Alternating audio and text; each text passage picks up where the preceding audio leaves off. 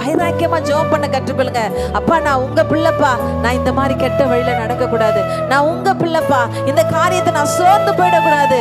நான் உங்க பிள்ளைப்பா, இதுல நான் விழுந்துடக்கூடாது. ஏன்னா இந்த காரியத்துல இருந்து விட்டு வெளியே வரணும்னு நினைக்கிறேன். எனக்கு முடியல, எனக்கு நீங்க ஹெல்ப் பண்ணுங்க, என்ன தூங்க.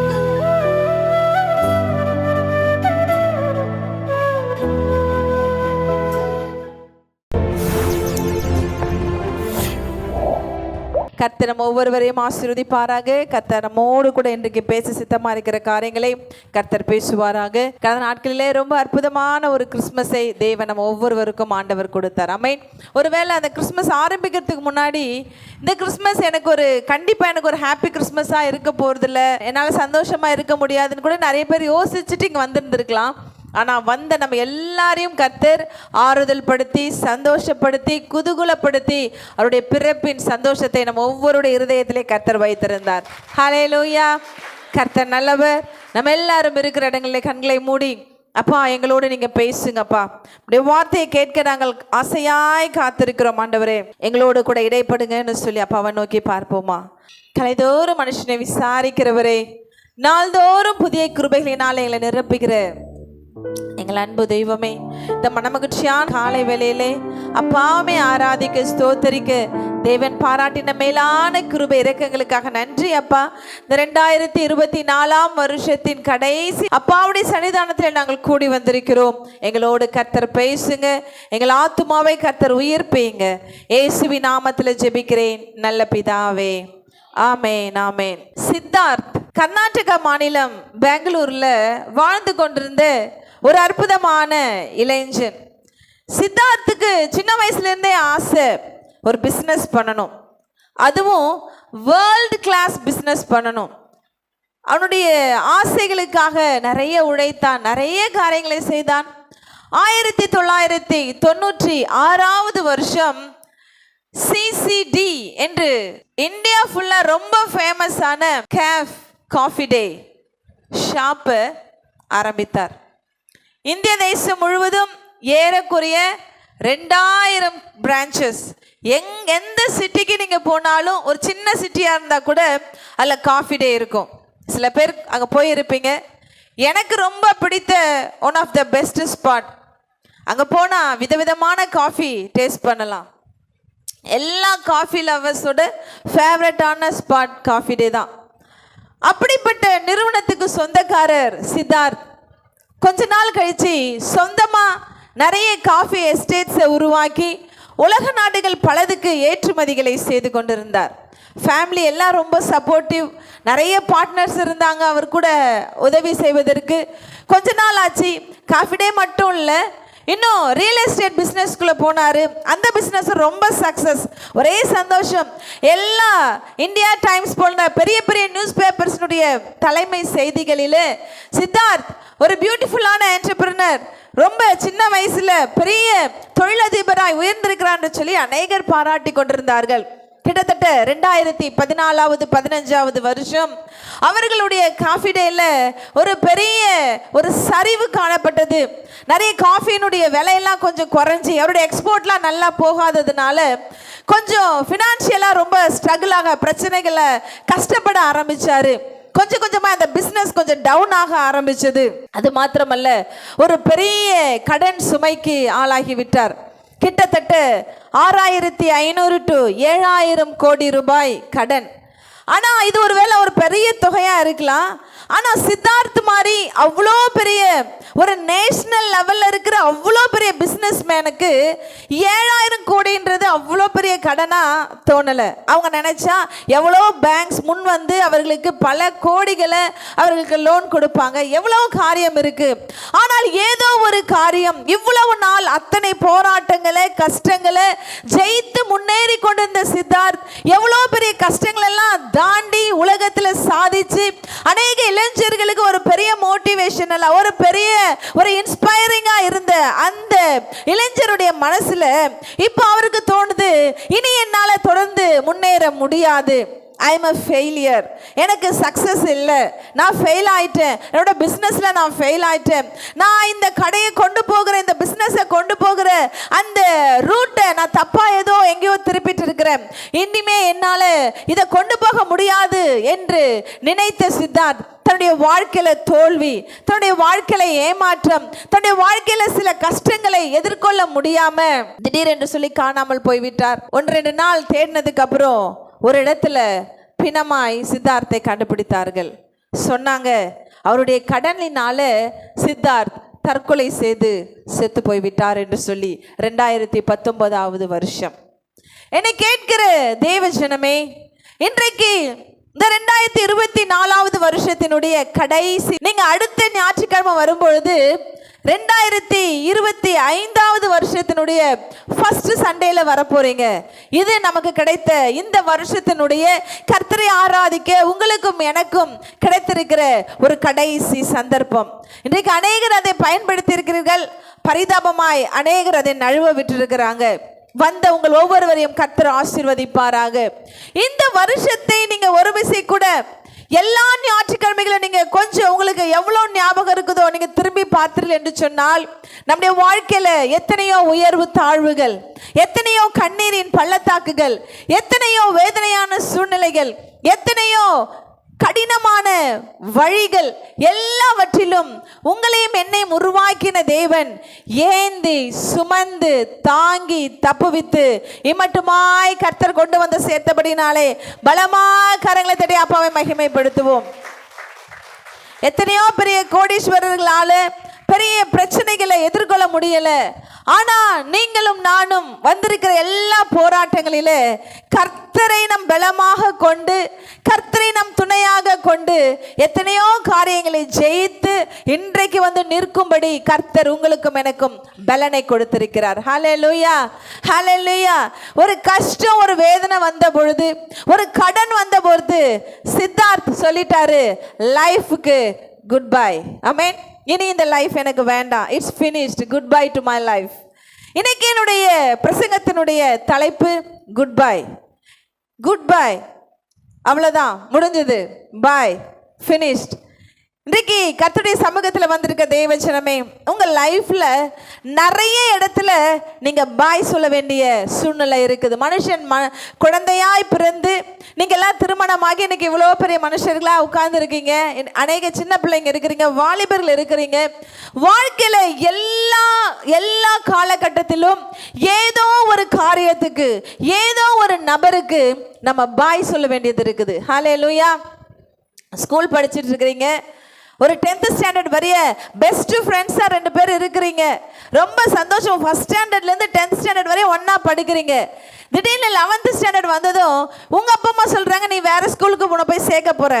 அவங்க அப்பா அம்மா சொல்கிறாங்க, அவங்கள வேறு ஸ்கூலில் சேர்க்க போகிறாங்க. அந்த ஃப்ரெண்ட்ஸ்க்கு நீங்கள் பாய் சொல்லிட்டு வரணும். ஆமென். இவ்வளோ நாள் the best friend, closest friend, இவங்க தான் எனக்கு உயிர் அப்படின்லாம் சொல்லி கொடுத்த எத்தனையோ ஃப்ரெண்டுக்கு ஒரு காலகட்டத்தில் நீங்கள் பாய் சொல்ல வேண்டியது இருக்குது. 12th ஸ்டாண்டர்ட் முடியுது, எவ்வளோ சந்தோஷமாக இந்த ஹையர் செகண்டரியில் ரொம்ப கஷ்டமான சப்ஜெக்ட்ஸ் எல்லாம் சேர்ந்து நீங்கள் படித்து ஏதோ பண்ணீங்க. காலேஜ் போகிறதுக்கு முன்னாடி அவங்க வீட்டில் வேறு காலேஜ், உங்கள் வீட்டில் வேறு காலேஜ், பாய் சொல்லணும். காலேஜ் டேஸ் சந்தோஷமாக ஆரம்பிக்கிறீங்க, 3 வருஷம் ரொம்ப நல்ல ஃப்ரெண்ட்ஸ் கிடைக்கிறாங்க. அந்த வாலிபத்தை எப்படியெல்லாம் என்ஜாய் என்ஜாய் பண்ணுறீங்க. கடைசி உங்கள் ஃபேர்வெல் டே நடக்கிற அன்னைக்கு உங்களுக்கு பிரியமான எல்லா ஃப்ரெண்ட்ஸுக்கும் பாய் சொல்லிட்டு வீட்டுக்கு வந்து சேர்றீங்க. உங்களுக்கு திருமணம் நியமிக்கிறாங்க. பெண் பிள்ளைகள் உங்கள் பெற்றோருக்கு, ஃபேமிலிக்கு பாய் சொல்லிட்டு வரணும். இதுக்கு முன்னாடி இருந்தது மாதிரி நம்ம வீட்டில் எதுவுமே இருக்க முடியாது, இன்னொரு வீட்டில் வந்து இருக்கணும். ஸோ அவர்களுக்கு பாய். இப்படி நீங்கள் லைஃப்பை திரும்பி பார்த்தீர்கள் என்று சொன்னால் எத்தனையோ அன்புக்குரியவர்களுக்கு, எத்தனையோ பிரியமானவர்களுக்கு, எத்தனையோ நேசத்துக்குரியவர்களுக்கு, எத்தனையோ வாழ்க்கையினுடைய முக்கியமானவர்களுக்கு அல்லது முக்கியமான இடங்களுக்கு, முக்கியமான பொருட்களுக்கு நம்ம எல்லாரும் பாய் சொல்லிட்டு வந்திருக்கிறோம். ஹல்லேலூயா. இன்றைக்கு கர்த்தருடைய சமூகத்தில் வந்திருக்கிற நீங்களும் நானும் இந்த வருஷத்துல நீங்க யோசிங்க, கர்த்தரை ஆராதிக்க எனக்கு எது தடையா இருந்திருக்கிறது? கர்த்தரை எந்த விஷயத்திலெல்லாம் நான் துக்கப்படுத்தி இருக்கிறேன், ஆண்டவரை எந்த விஷயத்திலெல்லாம் நான் வேதனைப்படுத்தியிருக்கிறேன், ஆண்டவரை எந்த விஷயத்திலெல்லாம் நான் அநேக இடங்களில் தலகுனிய வச்சிருக்கிறேன், கர்த்தரை மீண்டும் மீண்டும் என்னுடைய செயல்களினால எத்தனை முறை நான் சிலுவையில் அறைந்திருக்கிறேன். இன்றைக்கு எல்லா காரியங்களையும் யோசிச்சு, இன்னைக்கு பிசாசு செய்கிற காரியம் நம்ம செஞ்ச எல்லா தவறுகளை நமக்கு ஞாபகப்படுத்தி நம்மை ஒரு குற்ற உணர்வுக்குள்ள ஆக்கி அப்பாவுடைய சமூகத்தில் வர்றதை அவன் கட் பண்ணிடுவான். ஹல்லேலூயா. இன்னைக்கு நிறைய பேர் சர்ச்சுக்கு வரல, ஆனா அவங்க பலதரப்பட்டவர்கள் பல காரணங்களை சொல்லாலும் அவங்க இருதயத்துக்குள்ள ஏதோ ஒரு குற்ற உணர்ச்சி, அவர்கள் இருதயத்துக்குள்ள ஏதோ ஒரு பாவ காரியம், நான் ஆண்டவருடைய சமூகத்தில் போவதற்கு அவர்களால முடியல. கர்த்தருடைய சமூகத்துல வந்து எல்லாரும் மாதிரி உட்கார்ந்து ஆராதிப்பதற்கு அவர்களுக்கு முடியல. அதனால இன்னைக்கு வராத பாதி பேருக்குள்ள ரீசன் அந்த ரீசன் தான். ஏதோ ஒரு சிலர் தவிர்க்க முடியாத காரணம் இருந்திருக்கலாம், பட் 90% குற்ற உணர்ச்சியினால அப்பாவுடைய சமூகத்துல வந்து உட்கார முடியாமல் தவித்து கொண்டிருக்கிறார்கள். ஹல்லேலூயா. நம்ம கிட்ட ரொம்ப பிஸியா இருக்கிற மாதிரி, நம்ம கிட்ட ரொம்ப அவங்க அப்படியே இதுல முழுகி இருக்கிற மாதிரி காட்டிக்குவாங்க. இருதயத்துக்குள்ள கொல்லப்பட்டு கொண்டிருக்கிறார்கள், இருதயத்துக்குள்ள வேதனைகளை அனுபவித்து கொண்டிருக்கிறார்கள்.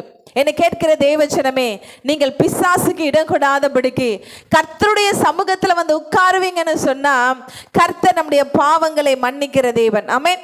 வசனம் சொல்லுது, நீதிமான் 7 முறை விழுந்தாலும் அவன் எழுந்திருக்கிறான். நாம் எல்லாம் மனுஷர்கள், மாம்சமான மனுஷர்கள். நம்ம இந்த காரியத்தை இனிமேல் செய்யவே கூடாதுன்னு எத்தனையோ முறை நம்ம டிசிஷன் எடுப்போம், எத்தனையோ முறை கர்த்தருக்கு முன்பதாக நம்ம பொருத்தனை பண்ணுவோம்.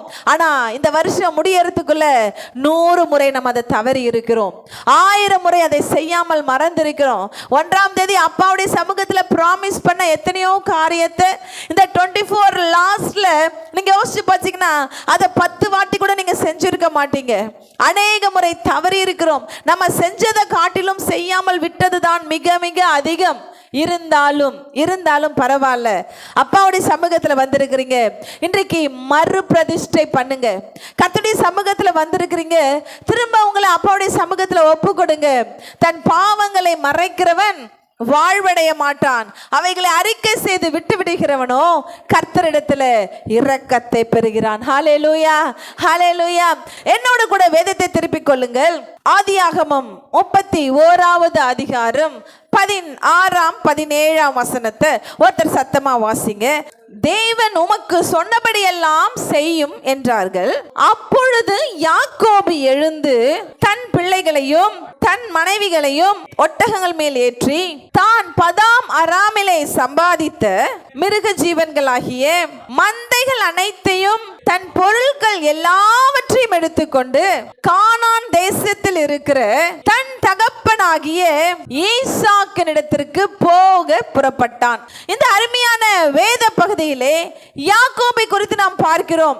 இதுக்கு முன்னாடி நம்ம எல்லாருக்கும் தெரியும், ஈசாக்கு வயது சென்ற காலத்திலே அவன் ஒரு ஆட்டினுடைய தோலை போர்த்தி கொண்டு அப்பாவை போய் ஏமாத்துறான். ஏன்னா மூத்த அண்ணனாகிய ஏசாக்கு உடம்பெல்லாம் முடியா இருக்குமா, அவனை தொட்டாலே அப்படி கரடி மாதிரி முடியா வச்சிருப்பா. அவன் தொட்டு பார்த்தாலே கண்டுபிடிச்சிருவாங்க இது ஏசாதான்னு சொல்லி. இப்போ யாக்கோபு நல்ல முழுன்னு இருக்கிறவன், அப்பா தொட்டு பார்த்து கண்டுபிடிச்சிருவாருன்னு சொல்லி அந்த ஆட்டு தோலை எடுத்து, அந்த ஷீப்போட தோலை எடுத்து போத்திக்கிட்டு அப்பா கிட்ட போய் ஏசா மாதிரி வேஷம் போட்டு அவனுடைய ஆசீர்வாதத்தை எல்லாம் வாங்கிக்கிறான். இப்போ பயப்படுறான், ஐயோ ஏசா வந்து கண்டுபிடிச்சிடுவான், என்னை கொன்னு போட்டுருவான்னு சொல்றான். அம்மா சொல்றாங்க, சரி நீ இனிமே இங்க இருக்க வேண்டாம், பதான் அராமில் இருக்கிற உன்னுடைய மாமாவாகிய லாபான் வீட்டுக்கு ஓடி போயிரு, என்னுடைய தம்பி வீட்டுக்கு ஓடி போயிருன்னு சொல்லி அவனுக்கு ஒரு ரூட்டை கொடுத்து ஓட சொல்றாங்க அம்மா. அவன் அம்மாவுக்கு கிஸ் கொடுத்துட்டு நேரா ஓடி போறான் யாக்கோபு. பதான் அராமிலே யாக்கோபு வந்து சேர்ந்த பொழுது லாபான் அவனை அன்பா ஏற்றுக்கொண்டான். ஆனால் அவனை ஒரு மாப்பிள்ளை மாதிரி இல்லை, ஒரு வேலைக்காரனை மாதிரி ட்ரீட் பண்றான். அதுவும் அவனுடைய சம்பளத்தை ஏறக்குறைய 10 முறை மாத்துறான். அவன் கேட்டான் ஒரு பொண்ணு, அவன் வேற பொண்ணை திருமணம் பண்ணி கொடுக்குறான். இன்னொரு பொண்ணையும் நான் கொடுக்குறேன், திரும்ப என்னிடத்துல இவ்வளவு காலம் ஆடு மேய்ன்னு சொல்லி அவனை 14 வருஷம் ஏறக்குறைய தன்னுடைய பெண்களுக்காக அவனை ஆடு மேய்க்க வைத்தவன் இந்த லாபான். இந்த பதானாராமில் இருக்கிறான். இப்போ யாக்கோபுக்கு 4 மனைவிகள், ஏறக்குறைய 11 பிள்ளைகள் அங்க பிறந்தாச்சு. இத்தனை பிள்ளைகளை வைத்துக் கொண்டு இவன் வாழ்ந்து கொண்டிருக்கிறான். ஒரு நாள் தன்னுடைய மனைவியாகிய லேயாளையும் ராகேலையும் கூப்பிட்டு யாக்கோபு சொல்றான், என்ன கவனிங்க, நீங்க 2 பேரும், உங்க அப்பா என்னுடைய சம்பளத்தை மாற்றிக்கிட்டே இருக்கிறாரு. இப்போ நமக்கு நிறைய பிள்ளைகள் ஆயாச்சு, நம்ம ஃபேமிலி வளர்ந்துட்டு இருக்கு. இனிமே நம்முடைய காரியங்களை நாம் பார்க்க வேண்டும். இனிமே நம்ம இங்க இருக்க வேண்டாம். என்னுடைய தகப்பனாக ஈசாக்கு வாழ்கிற கானான் தேசத்துக்கு போகலாம், நீங்க வாங்க அப்படின்னு சொல்லி கூப்பிடுறான். அந்த பிள்ளைகள் சொல்றாங்க, அவங்க சொல்றாங்க, உங்கள் தேவனாகிய கர்த்தர் உங்களுக்கு என்னெல்லாம் சொல்றாரோ அதெல்லாம் செய்யுங்க, நாங்கள் உங்களோட கூட வருகிறோம் என்று சொல்லி லேயாலும் ராகேலும் அவர்களுடைய 2 வேலைக்காரிகளும் 11 பிள்ளைகளும் மிருக ஜீவன்களும் எல்லாம் ரெடியாகி கிளம்பியாச்சு. பிற்பாடு வசனங்களை நீங்கள் பார்ப்பீர்கள் என்று சொன்னால், அவங்க அந்த பிள்ளைகள் கிளம்புற அந்த நாளில் அவங்க தகப்பனாகிய லாபான் அவங்க வீட்டில் இல்லை. ஹல்லேலூயா, ஹல்லேலூயா. அவர் ஆடுகளுடைய முடியை வெட்டுறதுக்காக அவர் வேற ஊருக்கு போயிருக்கிறாரு. வீட்டில் ஆள் இல்லாத நேரமா பார்த்து இந்த யாக்கோபு தன்னுடைய மனைவி பிள்ளைகளை மிருக ஜீவன்களை எல்லாம் கூட்டிக்கிட்டு கிளம்பியாச்சு. கிளம்பி அவர் போயாச்சு. வசனம் சொல்லுது, அவர்கள் ஒரு ஆற்றை கடந்து கீலேயாத்தின் மலைகள் இடத்துல வந்து சேர்ந்துட்டாங்க. கிட்டத்தட்ட 3 நாள் பிரயாணம் வந்தாச்சு. அதற்கு பின்பதாக தான் லாபான் வீட்டில் வந்து பார்க்குறாரு, பேர பிள்ளைகளை காணும். வீடு ஃபுல்லாக ஓடிக்கிட்டு இருந்த ஒரு குட்டிஸும் அங்கே காணும். தன்னுடைய பெண் பிள்ளைகளை தேடுறாரு. ராகேலையும் காணும், லேயாலையும் காணும், வேலைக்காரிகளையும் காணும். இப்போ எல்லாரும் சொல்றாங்க, உங்க மருமகன் தன்னுடைய மனைவிமார்களை, குழந்தைகளை, மிருக ஜீவன்களை கூட்டிக்கிட்டு போயாச்சு. இப்போ லாபான் கதறுகிறான், எப்படி எனக்கு சொல்லாம போவாங்க? என் பிள்ளைங்க எனக்கு ஒரு பாய் கூட, குட் பாய் கூட சொல்லலையே. என்னுடைய குழந்தைகள் வந்து எனக்கு ஒரு முத்தம் கூட கொடுக்கலையே. இந்த யாக்கோபு என்னுடைய பிள்ளைகளையும் என்னுடைய எல்லாவற்றையும் களவாய் கொண்டு போய் விட்டா. இப்போ தான் மனசில் அவன் பிளான் பண்ணுறான், தன்னுடைய மகன்களை, வேலைக்காரர்களை கூட்டிக்கிட்டு நான் போய் அந்த யாக்கோபை தொடர்ந்து பிடிச்சி என் பிள்ளைகளையும் என் மிருக ஜீவன்களையும் நான் அடித்து திரும்ப என்ன செஞ்சிருவேன், என்னுடைய வீட்டிற்கு கொண்டு வந்துடுவேன். அவன் பிளான் போடுறான். அதுக்கு அவன் பிளான் போடுறதுக்கு ஒரே ஒரு காரணம், யாக்கோபினுடைய மனைவிகள், பேர பிள்ளைங்க அவங்க அப்பாவுக்கு, தாத்தாவுக்கு பாய் சொல்லிட்டு வரல. ஹல்லேலூயா, ஹல்லேலூயா. இவர்கள் பிரயாணப்பட்டு வரார். லாபான் தன்னுடைய அந்த வேலைக்காரர்களை, பிள்ளைகளை கூட்டிக்கிட்டு இப்போ கிளம்பி வரான். ஒரு இடத்துல 3 நாள் பிரயாணம் இல்லையா, ஒரு இடத்துல வந்து தூங்கிட்டு இருக்கான். கனவுல ஆண்டவர் வந்து சொல்றாரு, லாபான் நீ கவனமா பேசணும். யார்கிட்ட? யாக்கோபு இடத்துல பேசும்பொழுது, அவன் என்னுடைய தாசன், உன் இஷ்டத்துக்கெல்லாம் நீ பேசக்கூடாது. அவர்கள் நான் அவனுக்கு வாக்களித்த கானான் தேசத்துக்கு அவர்கள் போவார்கள் என்று சொல்லி கனவுல ஆண்டவர் பேசின உடனே லாபான் பயந்து போயிட்டான். மறுநாள் பிரயாணப்பட்டு வந்து சேர்றாரு. இதுல இன்னொரு பிரச்சனை, லாபான் வீட்டில் வந்து பார்க்குறாரு, எல்லாரும் போயிட்டாங்க. அவங்களுடைய சிலை வழிபாடு பண்ற லாபான் வீட்டில் அவங்க வச்சிருந்த நிறைய சிலைகளை காணும். அவர்கள் கடவுள் என்று வழிபட்டு கொண்டிருக்கிற சிலைகளை காணும். அவன் நினைச்சிட்டான், இந்த யாக்கோபு என்னுடைய சிலைகளையும் என்னுடைய தெய்வங்களையும் என்ன செஞ்சு விட்டான், களவாடி கொண்டு போய்விட்டான் என்று சொல்லி. இப்பொழுது லாபான் கிட்ட வந்தாச்சு. அந்த காலகட்டத்தில் ஒரு வழக்கம் அந்த தேசங்களில் இருந்தது. என்னன்னு சொன்னா, இப்போ ஒரு வீட்டில் ஒருத்தங்க பிள்ளைகள் இருக்கிறாங்களோ அல்லது வேலைக்காரர்கள் இருப்பார்கள் என்று சொன்னா, அந்த வீட்டில் இருக்கிற தெய்வங்களை இவங்க திருடி கொண்டு வந்துட்டா அல்லது இவர்கள் கையில கொண்டு வந்துட்டாங்கன்னா, அந்த தகப்பன் ஒருவேளை செத்துட்டாருன்னா அவர்களுடைய சொத்துக்களை எல்லாம் யாரிடத்துல, யார் வீட்டுடைய கடவுள்கள் யார்கிட்ட இருக்கிறாங்களோ அவர்களுக்கு அந்த சொத்தை எல்லாம் திரும்பி கொடுத்துருவாங்களாம். ஹல்லேலூயா. நான் சொல்றது உங்களுக்கு புரியுதா? ஒரு வீட்டில் இருக்கிற அந்த சிலைகளை யார் திருடி கொண்டு போறாங்களோ அவங்க அந்த சிலை வச்சிருப்பாங்க. இந்த வீட்டுக்காரர் என்னைக்கு செத்து போறாரோ அன்னைக்கு அவங்க வந்து கிளைம் பண்ணலாம், இந்த வீட்டோட வாரிசு நான் தான். ஏன் பாருங்க, அவங்க வீட்டோட சிலைகள், சாமிகள் எல்லாம், தேவர்கள் எல்லாம் என்கிட்ட தான் இருக்காங்கன்னு சொன்னா அவர்களுடைய சொத்துக்களை எல்லாம் இவர்கள் எடுத்துக்கொள்ளலாம். அப்படி ஒரு வழக்கம் அந்த காலத்துல இருந்தது. லாபானுடைய வீட்டில் சிலைகள் மிஸ்ஸிங். ஹல்லேலூயா, ஹல்லேலூயா. நேரா இப்போ லாபான் யாக்கோபு இடத்துல வந்துட்டான். கிட்ட வந்துட்டு சொல்றான், யாக்கோபு அந்த வசனத்தை மட்டும் வாசிக்கலாம். நீ திருட்டளவாய் புறப்பட்டு என் குமாரத்திகளை யுத்தத்தில் பிடித்த சிறைகளை போல கொண்டு வந்தது என்ன செய்கை? நீ ஓடி போவதை மறைத்து எனக்கு அறிவியாமல் திருட்டளவாய் என்னிடத்திலிருந்து வந்துவிட்டது என்ன? நான் உன்னை சந்தோஷமாய் சங்கீதம் மேலதாளம் கிண்ணற முழக்கத்துடனே அனுப்புவேனே. என் பிள்ளைகளையும் என் குமாரத்திகளையும் நான் முத்தம் செய்ய விடாமல் போனதென்ன? இந்த செய்கையை நீ மதியில்லாமல் செய்தாய். ஹல்லேலூயா. இந்த இடத்துல லாபானுடைய காரியம் கொஞ்சம் நியாயமா தெரியுது. நான் இருக்கும்போது என் பிள்ளைங்களை ஏதோ யுத்தத்தில் திருடி கொண்டு போறது போல என் பிள்ளைகளை கூட்டிட்டு வந்துட்டியே, என்னுடைய பிள்ளைகளையும் என்னுடைய பேர பிள்ளைகளையும் நான் முத்தம் செய்யாம விட்டுட்டனே, நீ எனக்கு இந்த காரியத்தை செஞ்சது என்ன? நீ திருட்டளவாய் செய்து விட்டாய் என்று சொல்லி இந்த லாபான் தன்னுடைய வேதனையை தன்னுடைய கஷ்டத்தை அவன்கிட்ட சொல்றான். ஆனா நீங்க பிற்பாடு வசனங்களை வாசிப்பீங்கன்னு சொன்னா யாக்கோபு சொல்றான், நான் கேட்டிருந்தா உங்ககிட்ட சொல்லி இருந்தா ஒருவேளை நீங்க அவர்களை அனுப்பாமல் போவீர்களோ என்று நினைத்து நான் அப்படி செய்தேன் என்று சொல்லி அதுக்கு ஒரு காரியத்தை அவர்கள் செய்து முடிக்கிறார்கள். லாபான் அவரிடத்துல கேட்கிறான், நீ வந்த எல்லாத்தையும் கொண்டு வந்த என்னுடைய தேவர்களை நீ கொண்டு வந்து விட்டாயே. ஹல்லேலூயா. இந்த காரியத்தை நீங்க யோசிக்கலாம். இன்னைக்கு ஏன் இந்த காரியத்தை இவர்கள் பிரசங்கித்துக் கொண்டிருக்கிறார்கள்? கர்த்தர் ஒரு இடத்திலிருந்து இன்னொரு ஆசீர்வாதத்துக்குள்ளாக உங்களை வழி நடத்துகிறார். ஆமென். இப்ப சிம்பிளா சொல்லணும்னா 2024 இருந்து 25க்குள்ள கர்த்தர் நம்மை வழி நடத்த போகிறார். ஹல்லேலூயா. நீங்க 2024 செய்த எந்த தேவையில்லாத காரியங்களையும் 25க்கு கொண்டு போக பிரயாசப்படக்கூடாது. ஹல்லேலூயா. கர்த்தருக்கு பிரியமில்லாத எந்த காரியமா இருக்கலாம். இந்த சர்ச்சில் வந்து உட்கார்ந்தாலே கர்த்தருடைய பிள்ளைகள் ஏன் நம்ம லேட்டா வரக்கூடாது அப்படின்னா, நீங்களும் நானும் இந்த இடத்துல வந்து ஆராதிக்க வர்றதுக்கு முன்னதாகவே கர்த்தர் உங்களுக்காக எனக்காக வந்து இந்த இடத்துல காத்து கொண்டு இருக்கிறார். ஹல்லேலூயா. இன்னைக்கு என் பிள்ளை வந்து என்னை ஆராதிக்க போறா, இன்னைக்கு என் பிள்ளைகள் வந்து என் வார்த்தையை கேட்க ஆசையா இருக்கிறாங்க. எனவே அந்த ஊழியக்காரர் இன்னைக்கு யார் பிரசங்கம் பண்றாங்களோ, அவங்க எவ்வளோ டயர்டா இருந்தாலும், அவங்க எவ்வளோ முடியாம இருந்தாலும், கர்த்தர் அவர் தம்முடைய ஜனங்களுக்கு சொல்ல வேண்டிய வார்த்தையை அவங்க இடத்துல ஃபுல்லா பேக் பண்ணி அவங்கள அனுப்புறாரு. ஆமென். என் பிள்ளைங்களுக்கு போய் நீ சொல்லு. ஆமென். ஒவ்வொரு ஊழியக்காரர்களும் கர்த்தருடைய வேலைக்காரர்கள்.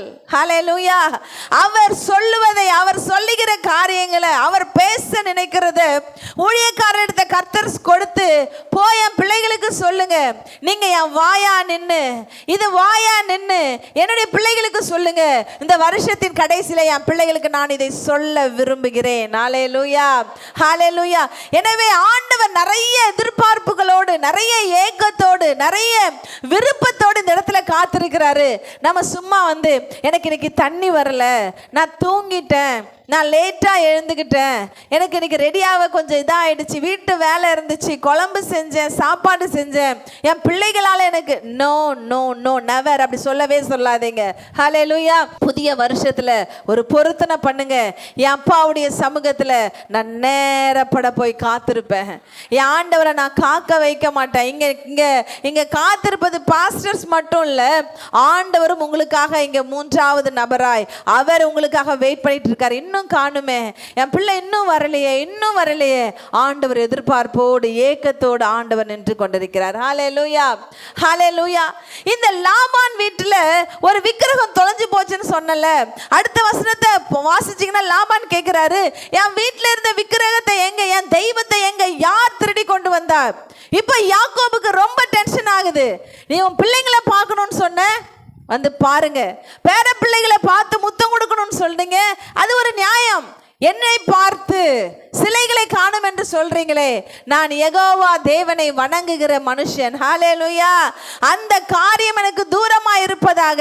எங்க இடத்துல எங்க கூட வந்திருக்கிற ஜனங்கள் யாருக்கிட்டையாச்சும் அந்த சிலைகளோ அந்த காரியங்களோ ஏதாச்சும் நீங்க கண்டுபிடிச்சீங்கன்னா அவர்களை இங்கே நீங்க உயிரோட கொன்று விடலாம் என்று யாக்கோபு சொல்றான். ஹல்லேலூயா. ஆனா அந்த காரியத்தை திருடி வந்தது யாரு தெரியுமா? அந்த காரியத்தை திருடி வந்தது யாரு தெரியுமா? யாக்கோபுடைய இளைய மனைவியாகிய ராகேல். ஹல்லேலூயா. வசனத்தை வாசிங்க. ராகேல் அந்த சுரூபங்களை எடுத்து ஒட்டகம் சேணத்தின் கீழ் வைத்து அதன் மேல் உட்கார்ந்திருந்தால் லாபான் கூடாரம் எங்கும் தடவி பார்த்து அவைகளை கண்டுபிடிக்கவில்லை. ஹல்லேலூயா. இப்போ இது பதான் ஆராம் என்பது தெய்வன் இல்லாத ஒரு தேசம். ஆமென். கர்த்தர் இல்லாத தேசம், கர்த்தருடைய வார்த்தை இல்லாத தேசம், கர்த்தருடைய பிரசன்னம் இல்லாத தேசம், கர்த்தருடைய வார்த்தைகளை கேட்க முடியாத ஒரு தேசம். ஆண்டவர் யாக்கோபுக்கு வாக்கு பண்ணாரு. அவன் போகும் பொழுதே ஒரு இடத்துல ஒரு கல்லை நிப்பாட்டி எண்ணெய் அது மேல ஊற்றி அவன் சொல்றான், ஆண்டவரே நான் போறேன் எங்க மாமா வீட்டுக்கு, பதான் ஆராமுக்கு நான் போறேன், நீங்க என்னை திரும்பி கொண்டு வந்தீங்கன்னா இந்த இடம் கர்த்தருக்கு வீடா இருக்கும், நீங்க எனக்கு கொடுக்கிற எல்லாவற்றிலும் அவனுக்கு தசம பாகம் தருவேன்னு சொல்லி கர்த்தருக்கு பொருத்தனை பண்ணி அந்த இடத்துல அவன் ஜெபிச்சு விட்டு அவன் போகிறான். ஹல்லேலூயா. அதற்கு முன்பதாக லூஸ் என்ற அந்த இடத்துக்கு பெயர். இவன் அந்த இடத்துல பொருத்தனை பண்ணி ஜெபித்து கர்த்தருடைய தரிசனத்தை யாக்கோபு கண்டதினாலே அதற்கு பெத்தேல் என்று சொல்லி அவன் பெயரிடுகிறான். ஹல்லேலூயா. இப்போ அந்த எல்லா பழமையான காரியங்களை முடித்து கர்த்தர் அவனை வாக்கு பண்ணினது போல ஆண்டவர் சொல்ல, நான் கண்டிப்பா உன்னை திரும்ப கொண்டு வருவேன். அந்த வாக்கு பண்ணது போலவே கர்த்தர் அந்த பதான் ஆராமில் இருந்து இப்போ கானான் தேசத்துக்கு அவர்களை வழிநடத்தி கொண்டு வருகிறார். ஹல்லேலூயா. கொண்டு வரும்போது உன்னுடைய பழைய காரியங்கள், உன்னுடைய எல்லா அசுத்தங்கள், உன்னுடைய எல்லா வேண்டாத காரியங்களை நீ பதான் ஆராம்ல விட்டுட்டு தான் அந்த புதிய ஆசீர்வாதத்தை பெற்றுக்கொள்ள நீ வர வேண்டும். ஹல்லேலூயா. எல்லா பேக்ஸும் தூக்கி தலைமையில வச்சுக்க கூடாது. உன்னுடைய பழைய கவலை, உன் பழைய உபத்திரவம், பழைய வேதனை, உன் பழைய கெட்ட பெயர்கள், பழைய தீமையான காரியங்கள், உங்களுடைய எல்லா குப்பைகளை எல்லா பேக்ல போட்டு தூக்கிக்கிட்டு 2025க்குள்ள நீங்க வரக்கூடாது. ஹல்லேலூயா. ஹல்லேலூயா. தேவஜனமே, கர்த்தருடைய சமூகத்துல கவனமா இருங்க. கர்த்தருடைய சமூகத்துல ஞானமா கவனிங்க. ஆண்டவர் பரிசுத்தமா இருக்கதான் இந்த சந்ததியை ஆண்டவர் அழைச்சிருக்கிறாரு. ஹல்லேலூயா. நீங்க எப்படியும் வாழலான்னு கர்த்தர் நினைச்சிருந்தாருன்னா மாற்றினையா இந்த சர்ச்சுக்குள்ள வந்திருக்கவே முடியாது. ஆண்டவர் அப்படியே ரோட்லயே விட்டுருப்பாரு. நீ இந்த ஞாயிற்றுக்கிழமை எங்க வேணாலும் போ, எங்க வேணாலும் வா, எப்படி வேணாலும் இரு, எனக்கு வேண்டாம் என்று. ஆனால் நீங்க எனக்கு வேணும்ன்றதுனாலதான் கர்த்தர் ஒரு ஸ்பெஷல் அனாயிண்டிங் அவங்க மேல வச்சிருக்கிறாரு, ஒரு ஸ்பெஷல் அபிஷேகத்தை வச்சிருக்கிறாரு, ஒரு ஸ்பெஷல் சைன் அவங்க மேல கர்த்தர் ஒரு அடையாளத்தை கர்த்தர் ஒவ்வொரு நெற்றிலும் ஆண்டவர் போட்டு வச்சிருக்கிறார். ஹல்லேலூயா. அந்த அடையாளம் இன்றைக்கு உங்களுக்கு தெரியாம இருக்கலாம், எனக்கு தெரியாம இருக்கலாம். ஆனா உனக்கு எதிராக ஒருவேளை பிசாசு வந்து நின்னு பார்த்தானா தெரியும், நீ ரத்தத்தினால சூழப்பட்டிருப்ப. ஹல்லேலூயா. ரத்த கோட்டையினால நீ கட்டப்பட்டு இருக்கிற. ஆண்டவருடைய அனுமதி இல்லாம பிசாசு உன்கிட்ட வரவே முடியாது. ஹல்லேலூயா. ஹல்லேலூயா. ஆண்டவருடைய சமூகத்துல ஒவ்வொரு நாளும் நம்மளை மாற்றிக்கொள்ள ஒப்பு கொடுத்துட்டே இருக்கணும். இத்தனை நாள் யாக்கோபோடு வாழ்ந்திருக்கிறாள். இத்தனை நாள் யாக்கோபு சொல்லி இருப்பான், என் யெகோவா தேவன் என்னை ஆசீர்வதிக்கிறார், என் ஆண்டவர் எனக்கு இதெல்லாம் சொல்லி இருக்கிறார், என் ஆண்டவர் இதை செஞ்சிருக்கிறார். லேயால் மாற்றிக்கொண்டால், மற்ற 2 வேலைக்காரர்களும் மாற்றிக்கொண்டார்கள். ஆனால் அதுல ஒரு மனைவி இந்த யாக்கோபால அதிகமாய் நேசிக்கப்பட்ட ராகேலுக்கோ என்று சொன்னால் அதை மாற்றிக்கொள்ள மனசில்லை. ஆமென். யெகோவா தேவனை தன்னுடைய இருதயத்துல சொந்தமா ஏற்றுக்கொள்ள அவளுக்கு விருப்பம் இல்ல. அவன் நினைக்கிறா, நான் என் அப்பா வீட்டை விட்டு புருஷ வீட்டுக்கு போனாலும், இந்த பதான் ஆராமை விட்டு ஆசீர்வதிக்கப்பட்ட பாலும் தேனும் ஓடுகிற கானானுக்கு போனாலும் இந்த கற்களை நான் என்னோட கூட கொண்டு வருவேன். ஆமென். இந்த சிலைகளை நான் என்னோட கூட கொண்டு வருவேன். இந்த தெய்வங்களை நான் என்னோட கூட கொண்டு வருவேன். யார் எவ்வளவு சொன்னா எனக்கு என்ன, இந்த யாக்கோபு எத்தனை முறை ஜெபிச்சா எனக்கு என்ன. உங்களுக்கு தெரியுமா, யாக்கோபு யாப்போக்கு நரி கரையில ராமுழுக்க ஜெபிக்கிறான். அந்த நதியை கடந்தாதான் பாலும் தேனும் ஓடுகிற கானான் தேசம். அந்த ராத்திரியில அந்த புருஷன் நைட்டு ஃபுல்லா ஜெபம் பண்ற, ஆண்டவரே நீங்க ஆசீர்வதிச்சால் ஒழிய உம்மை நானு போக விட மாட்டேன். அப்படி ஒரு பக்தியானவன், கடவுளை எப்பொழுதும் தேடுறவன். அவனுக்குள்ள ஒரு பயம் இருக்கு, நான் அங்க போனா என் அண்ணன் என்னை கொண்டு போட்டுருவான், நான் போனா ஊரார் என்னை எவ்வளவு கேவலமா பேசுவாங்க, எல்லா சொந்தங்களும் என்ன அற்பமா பார்ப்பாங்களே, அண்ணனை ஏமாத்திட்டு போயிட்டவன், அண்ணனை ஏமாத்திட்டு போயிட்டவன் எல்லாரும் என்ன சொல்லுவாங்களே, பலதரப்பட்ட அவமானங்களும் வேதனைகளும் அவனை குத்தி கொண்டே இருக்கிறது. பயங்கள் அவனை கொன்று கொண்டே இருக்கிறது. யாக்கோபால அந்த ராத்திரி ஃபுல்லா தூங்க முடியல. அவன் தூங்காம உட்கார்ந்து அழுது புலம்பிக் கொண்டு இல்ல, தூங்காம உட்கார்ந்து அவன் படப்போகிற கஷ்டங்களை எல்லாருக்கும் சொல்லிக்கிட்டு இல்ல, தனிமையாய் ஒரு இடத்துல போய் முழங்கால் படியிட்டு முழுவதும் ஆண்டவரை நோக்கி அவன் ஜெபித்துக் கொண்டிருந்தான். ஹல்லேலூயா. அப்படி ஒரு கணவனுக்கு மனைவியா இருந்த இந்த ராகேலோ என்றால் சுரூபங்களை அப்படியே மறைச்சு வச்சிருக்கிறா. இப்ப அப்பா ஒவ்வொரு குடாரமா தேடுறாரு, ஆட்களை விட்டு ஒவ்வொரு குடாரமா தேடுறாரு. லேயாலோட குடாரத்துல தேடியாச்சு, அங்க ஒண்ணுமே இல்ல. இப்ப சில்பாலுடைய குடாரத்துல தேடி பார்க்கறாங்க, ஒண்ணும் இல்ல. பில்காலுடைய குடாரத்துல தேடி பார்க்கறாங்க, ஒண்ணும் இல்ல. யாக்கோபுடைய குடாரத்துல தேடுறாங்க, ஒண்ணும் இல்ல. கடைசியா ராகேலுடைய குடாரத்துல அப்பா எல்லா இடத்துலயும் தேடுறாரு, அங்க இல்ல. ஆனால் இவளோ என்று சொன்னால் அந்த கேமல் இருக்குல்ல, ஒட்டகத்தின் மேல உட்கார்ற சீட் இருக்குல்ல, அதை குடாரத்துக்குள்ள போட்டு அந்த சீட்டு மேல ஏறி உட்கார்ந்துருக்கா. அப்பா வந்ததும் நைஸா சொல்றா, டாடி நான் எழுந்துக்கலன்னு சொல்லி நீங்கள் என் மேலே வருத்தப்படாதீங்க, எனக்கு கொஞ்சம் வயிறு வலியாக இருக்குது, எனக்கு கொஞ்சம் ஸ்திரீகளுக்குள்ள வழிபாடு, அதனால் என்னால் எழுந்திருக்க முடியாது, நான் அதனால் உட்கார்ந்துருக்கேன்னு அப்பா கிட்ட சொல்கிறார். ஒரு சின்ன பொண்ணு செல்ல பொண்ணு அப்படி சொல்லும் போது அப்பா என்ன சொல்வார், ஓகே ஓகே செல்லம்மா அப்படியே என்ன செஞ்சுக்கோங்க, உட்காருங்க உட்காருங்க, ஒன்றும் பிரச்சனை இல்லை.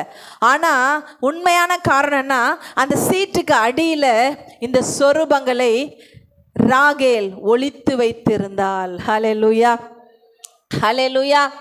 அப்பாவுக்கு மறைச்சாச்சு. இப்போ அப்பா தேடி பார்த்து ஒன்றும் இல்லை, எல்லாருக்கும் கிஸ் கொடுத்தாரு, எல்லாருக்கும் குட் பை சொல்லிட்டு அப்பா போயாச்சு.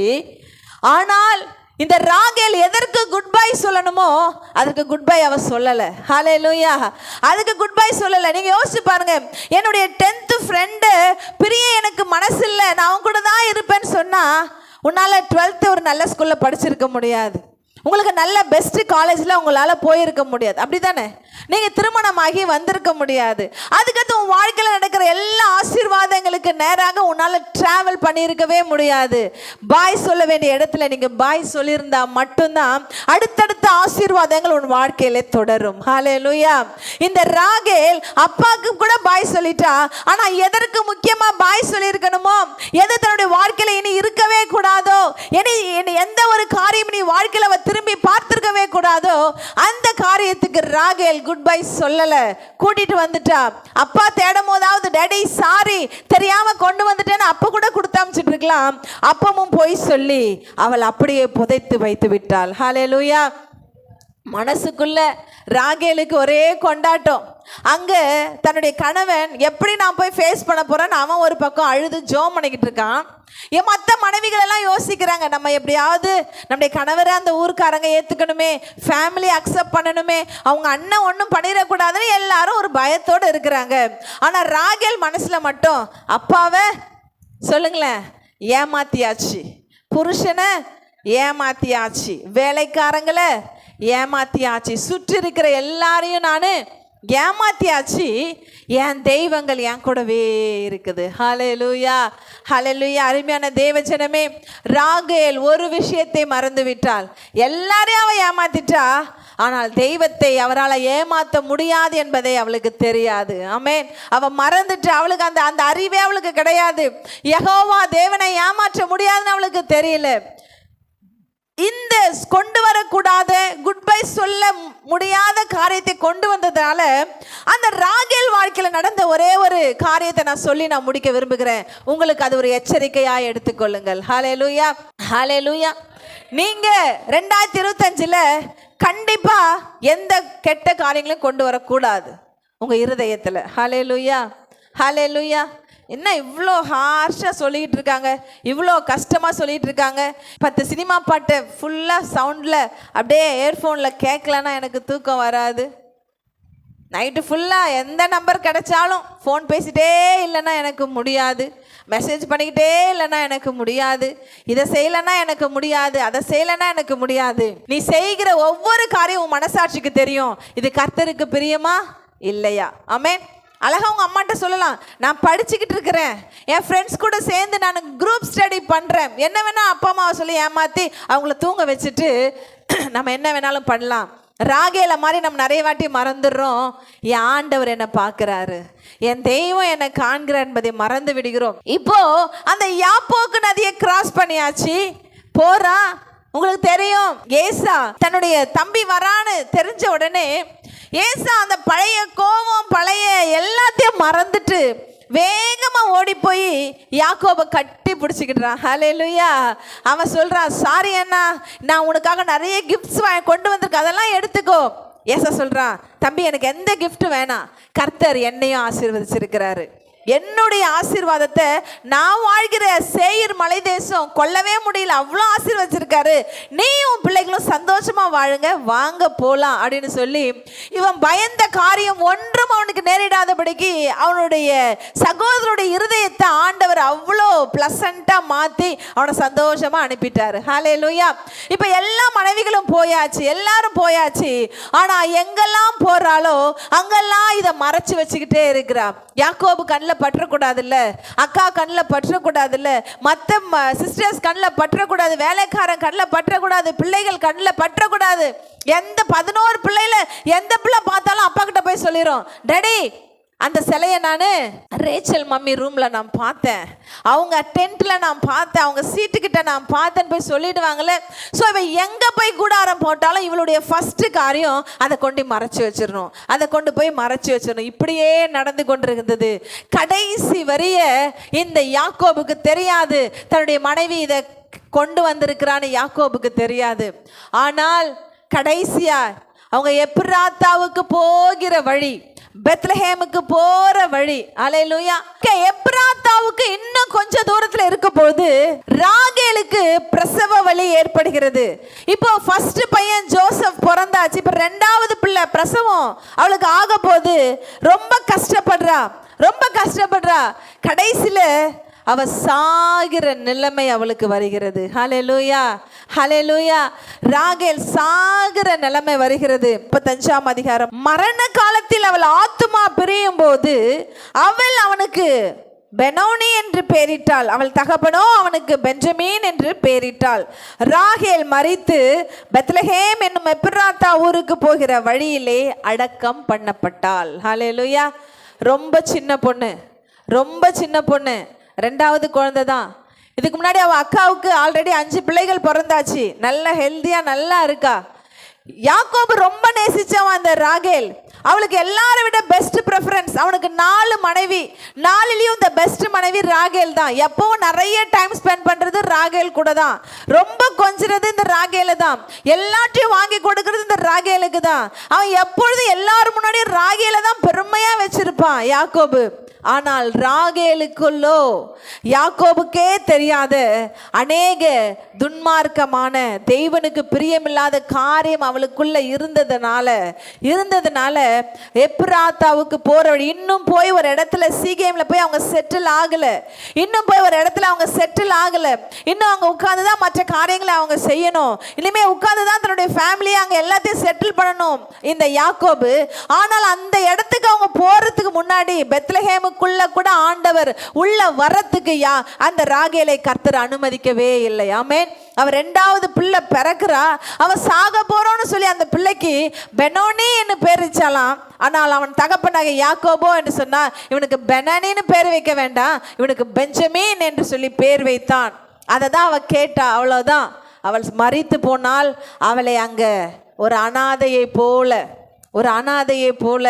ஒரு வழியில் ஒரு ஓரமாக அவளை அடக்கம் பண்ணி விட்டு அந்த ஃபேமிலி மொத்த பேரும் அங்கிருந்து கிளம்பி விட்டார்கள். ஹல்லேலூயா. தேவஜனமே கவனமாக இருங்க, தேவஜனமே எச்சரிக்கையாக இருங்க. வசனம் இன்றைக்கு எச்சரிக்கிறது, பாவத்தின் சம்பளம் மரணம். அதில் எந்த மாற்று இதுவே கிடையாது, அதில் எந்த காம்ப்ரமைஸுமே கிடையாது, அதை யாராலையும் மாற்றவே முடியாது. நீ பாவியா இருந்தால் கர்த்தர் உனக்கு சந்தர்ப்பம் கொடுத்து கொண்டே இருப்பார், சான்ஸ் கொடுத்துட்டே இருப்பார். 1 chance, 2 chance, 10 chance, 30 chance, 100 chance, 200 chance கொடுத்துக்கிட்டே இருப்பார். ஒரு லிமிட் அவருக்கு ஒரு லிமிட் வச்சிருப்பாரு. அந்த லிமிட்டை நீ கிராஸ் பண்ணும்போது மரணம் உன்னை தேடி வரும், உன்னை யாராலையும் காப்பாற்ற முடியாது. ரொம்ப லவ்விங் ஹஸ்பண்ட் தான் யாக்கோபு. எவ்வளவோ போராடி பார்த்திருப்பான், எவ்வளவோ பெஸ்ட் டாக்டர்ஸ் எல்லாம் கொண்டு வந்து அவளுக்கு எதோ செஞ்சு பார்த்திருப்பாங்க. அவள் ஜீவனை காப்பாற்ற முடியவில்லை. அவ ஏன் செத்துட்டா? யாக்கோபு நினைச்சுக்கிட்டான் பிள்ளை பிறக்க முடியாம அவ செத்துட்டா. ஆமென், ஹல்லேலூயா. அப்படிதான் எல்லாரும் நினைச்சுக்கிட்டாங்க. ஆனால் ராகேலுடைய மரணத்துக்கு காரணம் தேவன் அருவருத்த, தேவன் வேண்டாம் என்று சொன்ன விக்கிரகங்களை பதானாராமிலிருந்து கானானுக்கு கொண்டு வர அவள் முற்பட்டாள். ஆமென். கொண்டு வர கர்த்தர் விடலைங்க. இன்னும் கானானுக்குள்ள அவள் போயிடல, இன்னும் போய் செட்டில் ஆகலை. வரத்துக்குள்ளே அந்த வழியிலே அவளை ஆண்டவர் முடித்து விட்டார். எச்சரிக்கையாயிரு தேவச்சனமே, எச்சரிக்கையாயிரு. கடைசியாக ஒரே ஒரு வசனத்தை நீங்கள் வாசிங்க. பிரசங்கி 3வது அதிகாரம் 1வது வசனத்தை வாசிங்க.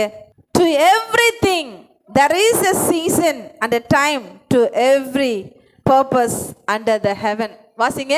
ஒவ்வொன்றுக்கும் ஒரு காலம் உண்டு. வானத்தின் கீழ் இருக்கிற ஒவ்வொரு காரியத்திற்கும் ஒவ்வொரு சமயம் உண்டு. பிறக்க ஒரு காலம் உண்டு, இறக்க ஒரு காலம் உண்டு. நடம் ஒரு காலம் உண்டு, நட்டதை பிடுங்க ஒரு காலம் உண்டு. கொல்ல ஒரு காலம் உண்டு, இடிக்க ஒரு காலம் உண்டு, கட்ட ஒரு காலம் உண்டு. எல்லாவற்றுக்கும் ஒரு காலம் உண்டு. ஆமென். அந்த நாளில் நான் இப்படி செஞ்சுட்டேன், அன்னைக்கு நான் செஞ்சுட்டேன், அப்படியே நான் கண்டினியூ பண்ணிட்டே இருப்பேன் இல்லை. அன்னைக்கு நான் இப்படி இருந்தேன், அதனால என் வாழ்க்கை ஃபுல்லாக நான் இப்படி தான் இருக்க போகிறேன் இல்லை. உன் வாழ்க்கையில் ஏதோ ஒரு பாயிண்ட்ல யூ ஹாவ் டு சேஞ்ச். ஆமென். அழ ஒரு காலம் இருந்தால் சிரிக்க ஒரு காலத்தை கர்த்தர் உண்டாக்குவார். எல்லா காரியத்திற்கும் ஆண்டவர் ஒரு பர்பஸை வச்சிருக்கிறார். எல்லாம் அந்த பிரசங்கில இன்னொரு ஒரு வசனம் இருக்குல்ல, உன் வாலிபனே உன் வாலிபத்தில் எல்லாவற்றையும் அனுபவி. உன் கண்ணு என்ன சொல்லுதோ நீ போ, உன் கால் எங்கே போதோ நீ போ, உன் மனசு என்ன சொல்லுதோ செய். நீ எதெல்லாம் இச்சிக்கிறியோ எல்லாத்தையும் அனுபவிச்சுக்கோ.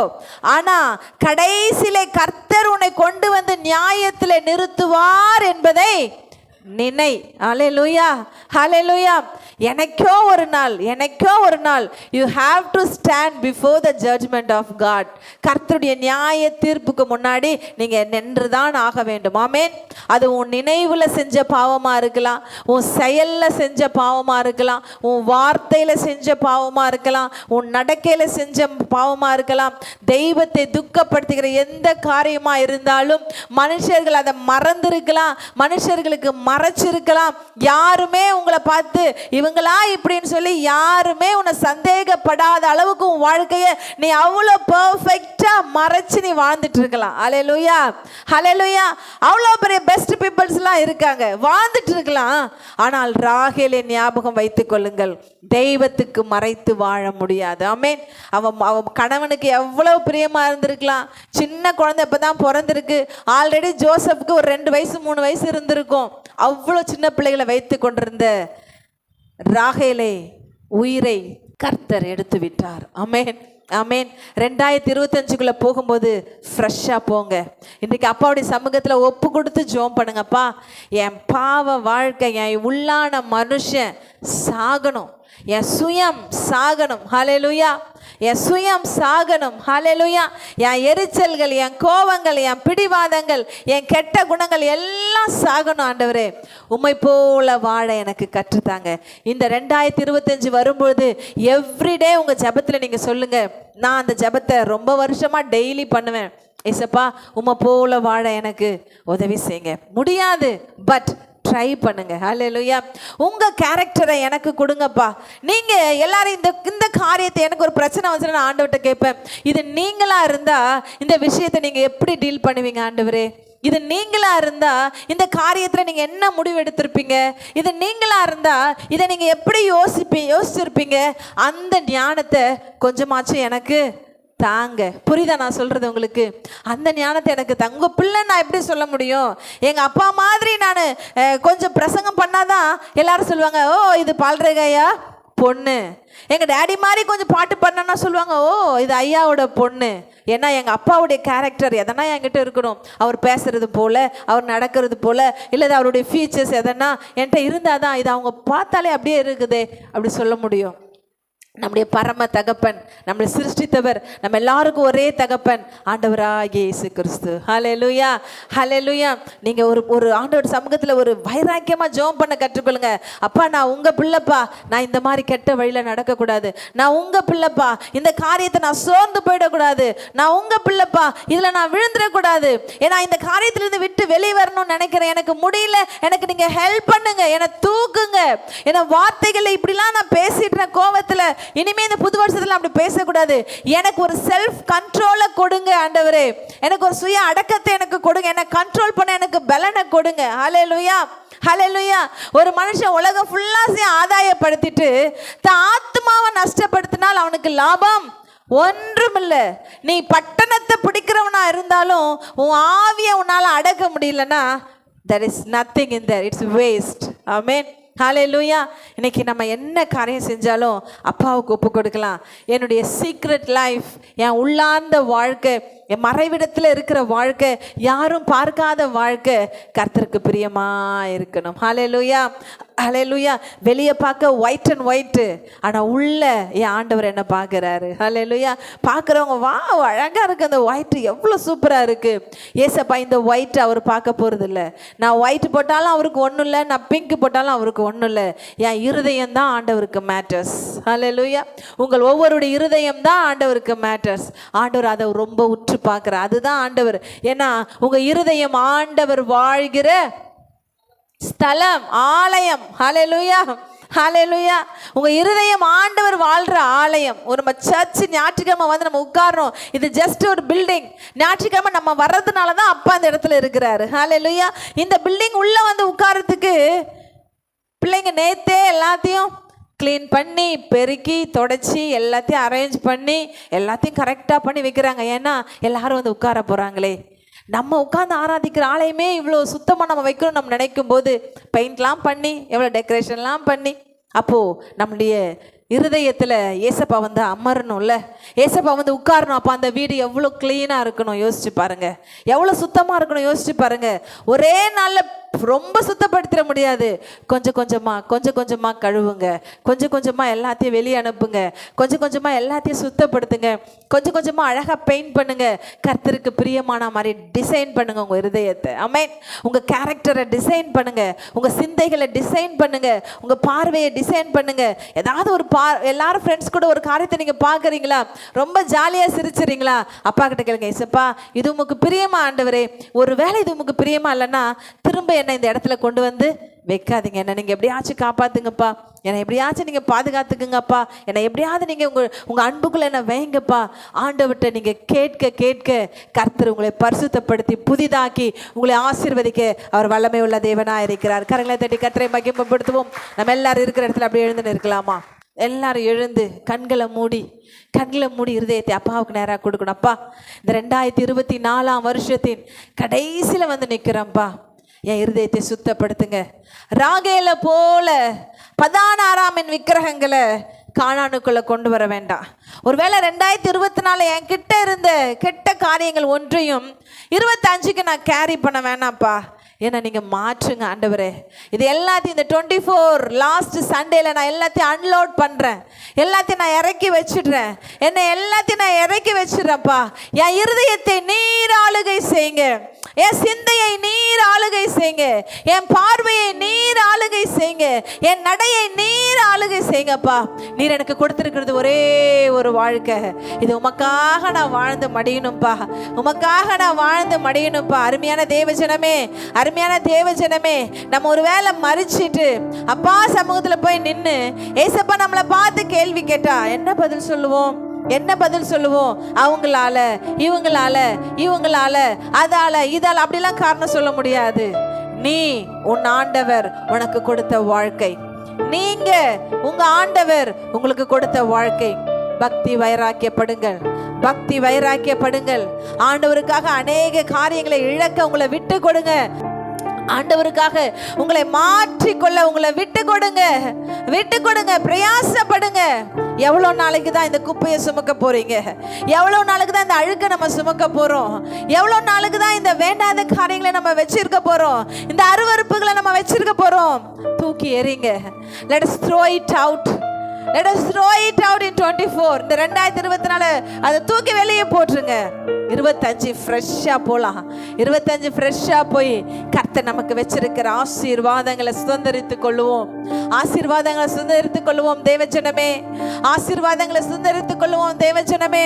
கர்த்தர் நமக்கு வச்சிருக்கிற சமாதானத்தை, சந்தோஷத்தை பெற்றுக்கொள்வோம் தேவஜனமே. ஒப்பு கொடுக்கலாமா? ஒப்பு கொடுக்கலாமா? குட் பை சொல்ல கத்துக்கலாம். குட் பை சொல்ல கத்துக்கலாம். வேண்டாத பார்வைக்கு குட் பை, வேண்டாத பேச்சுக்களுக்கு குட் பை, வேண்டாத ஃப்ரெண்ட்ஷிப்ஸ்க்கு குட் பை, வேண்டாத ரிலேஷன்ஷிப்ஸ்க்கு குட் பை, வேண்டாத கோபங்களுக்கு குட் பை, வேண்டாத எரிச்சல்களுக்கு குட் பை. நீங்க யோசிச்சு கொள்ளுங்க, நீங்க எதுக்கெல்லாம் குட் பை சொல்ல போறீங்க? இந்த 24 லாஸ்ட்ல எதுக்கெல்லாம் நீங்க இன்னைக்கு குட் பை சொல்ல போறீங்க? சோம்பேறித்தனத்துக்கு குட் பை, சும்மா எப்ப பார்த்தாலும் தூங்கிட்டே இருக்கிறதுக்கு குட் பை. இன்னைக்கு எந்த காரியத்துக்கெல்லாம் குட் பை சொல்ல போறீங்க? ஒப்பு கொடுங்க, ஒப்பு கொடுங்க, ஒப்பு கொடுங்க. அப்பா, இப்படி சமூகத்தில் எங்களை தாழ்த்தி ஒப்பு கொடுக்கிறப்பா. எங்களை வெறுமையாக்குகிறோம் சுவாமி. எல்லா உள்ளான காரியங்களை கர்த்தர் நீர் மாற்றுங்க சுவாமி.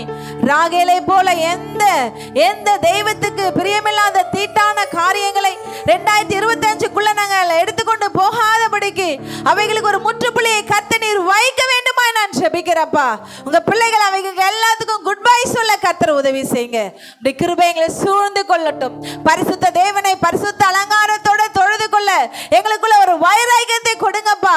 தேவனுக்காக வாழ வேண்டும் என்கிற எண்ணங்களை எங்களுக்கு கொடுங்கப்பா. பரிசுத்தத்தை ஆடையாய் அணிந்து கொள்ளுகிற பாக்கியத்தை எங்கள் ஒவ்வொருவருக்கும் நீர் கொடுங்க சுவாமி. எங்கள் வாயிலிருந்து ஒரு நாளும் கெட்ட வார்த்தைகள் புறப்படாதபடிக்கு எங்கள் நாவை, எங்களுடைய சிந்தையை, எங்கள் இருதயத்தை கர்த்தர் சுஸ்தப்படுத்துங்க வேண்டுமா நான் ஜெபிக்கிறேன். தாழ்த்தி ஒப்பு கொடுக்கிறப்பா. எங்க ஜனங்களை கர்த்தர் ஆசீர்வதிங்க, ஜனங்களை ஆசீர்வதிங்க அப்பா. நீங்க மோசே கிட்ட சொல்லி சொன்னீங்களாப்பா, இன்றைக்கு உங்களை பரிசுத்தம் பண்ணிக் கொள்ளுங்கள், நாளைக்கு நான் உங்க நடுவில் அற்புதங்களை செய்வேன். இன்றைக்கு உங்களை பரிசுத்தம் பண்ணிக் கொள்ளுங்கள், நாளைக்கு நான் உங்க நடுவில் அற்புதங்களை செய்வேன். ஆண்டவரே, எங்களை நாங்கள் சுத்திகரித்துக் கொள்கிறோம், எங்களை நாங்கள் ஆண்டவரே பரிசுத்தம் பண்ணிக் கொள்கிறோம். வருகிற சண்டே கர்த்தர் எங்களை ஆசீர்வதிங்க, கர்த்தர் எங்களை புதிதாக்குங்க, கர்த்தர் எங்களை நடத்துங்க, கர்த்தர் எங்களை நிரப்புங்க, கர்த்தர் எங்களை அபிஷேகிங்க. உங்க கிருபை இரக்கத்தினால எங்களை நிரப்பி அனுப்புங்கப்பா. இந்த சமூகத்துல தாழ்த்துக்கிறேன், எங்களை வெறுமையாக்குகிறேன். அருமை இரட்சகர் இயேசுவின் மாறாத நாமத்துல ஜெபிக்கிறேன் ஜீவனுள்ள நல்ல பிதாவே. ஆமென், ஆமென், ஆமென்.